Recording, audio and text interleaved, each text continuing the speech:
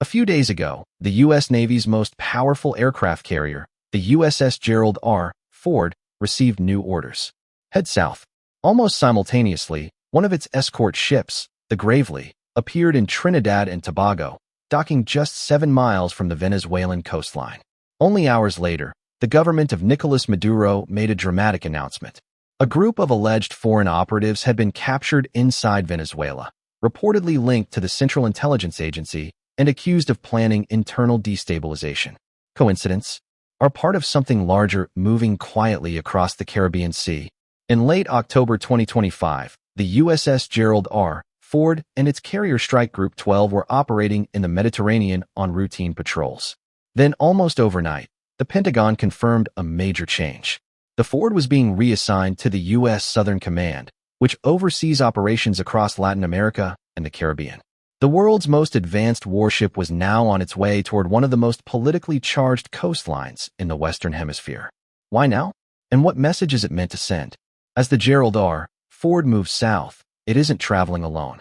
A carrier strike group is a floating ecosystem, part fortress, part airport, part intelligence hub. The Ford is accompanied by several Arleigh Burke-class destroyers. Among them, the Winston Churchill, Bainbridge, Mayan, and Forrest Sherman.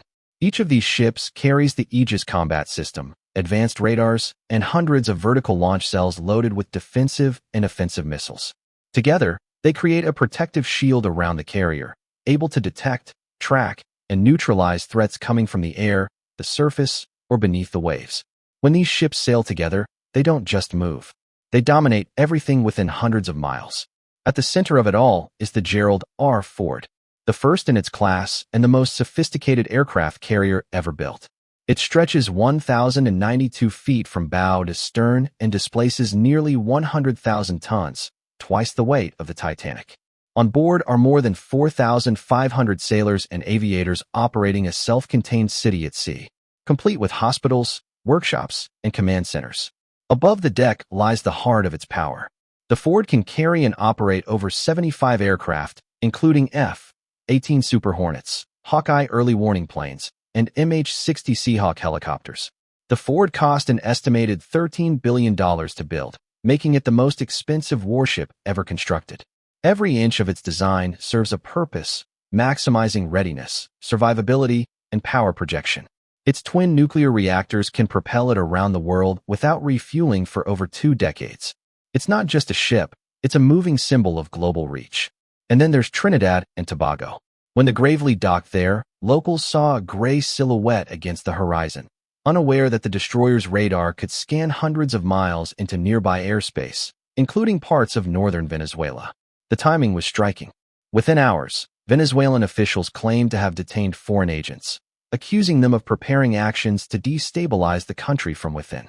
The story spread rapidly, raising the question, was the timing a coincidence or a signal between rival powers? For Washington, the official line was simple. The Gerald R. Ford's deployment is about regional stability, cooperation, and deterrence.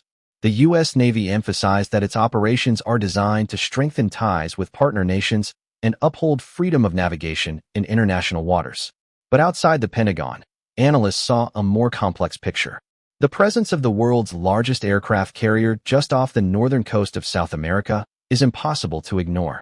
The Ford's Carrier Air Wing 8 turns the ship into a floating air base. Its Super Hornets can fly at nearly twice the speed of sound, capable of precision or defensive missions. High above, Hawkeyes monitor the skies with massive radar domes, feeding live data back to the carrier's Combat Information Center. Below, Seahawks sweep the sea for submarines or small surface craft, maintaining an invisible perimeter of awareness. Supporting all this is a vast digital network linking every ship, plane, and sensor. Information flows in real time, allowing commanders to see the entire battle space as if it were a single moving map. Somewhere beneath the surface, a Virginia-class nuclear submarine may be trailing the group. These subs are designed for stealth, intelligence gathering, and precision strikes if required. They are the unseen guardians of the carrier, silent, patient, and always nearby. For any potential adversary, the message is clear. Approach with caution. The Gerald R. Ford isn't just a ship. It's a statement. Everywhere it sails, it carries not only aircraft and sailors, but also the weight of global strategy. Its presence in the Caribbean marks a rare moment when the world's most advanced naval power turns its attention toward its own hemisphere. For the thousands of sailors aboard, daily life continues. Pilots brief for flight ops. Engineers monitor reactors. Deck crews guide jets across the runway like flight deck. But they all know that their ship's location is now the focus of governments, analysts, and headlines across the world. So what happens next? Analysts suggest this might just be the beginning. If tensions continue, the U.S. could expand its naval presence even further. Perhaps by sending another guided missile cruiser to reinforce the strike group, or deploying additional P-8 Poseidon patrol aircraft to monitor the region's skies and seas. Amphibious ships carrying Marines and landing craft could also join for exercises or training missions with regional partners. Officially, everything would be framed as cooperation and deterrence, but unofficially, it would send a clear message. The Caribbean is now under close watch. Whether this build-up turns into a long-term presence or simply fades after a few weeks remains to be seen. What's certain is that the USS Gerald R. Ford's voyage south has already changed the region's balance of perception. Because when the most advanced carrier on Earth sails toward a contested coastline, even calm seas can start to feel tense. Because in geopolitics, presence is power. And right now, that power is moving across the Caribbean loud and clear. Thanks for watching. If you enjoyed this video, don't forget to leave a like, subscribe, and turn on notifications so you won't miss our next deep dive into global events shaping the world. Until next time, stay curious, stay informed, and we'll see you in the next one.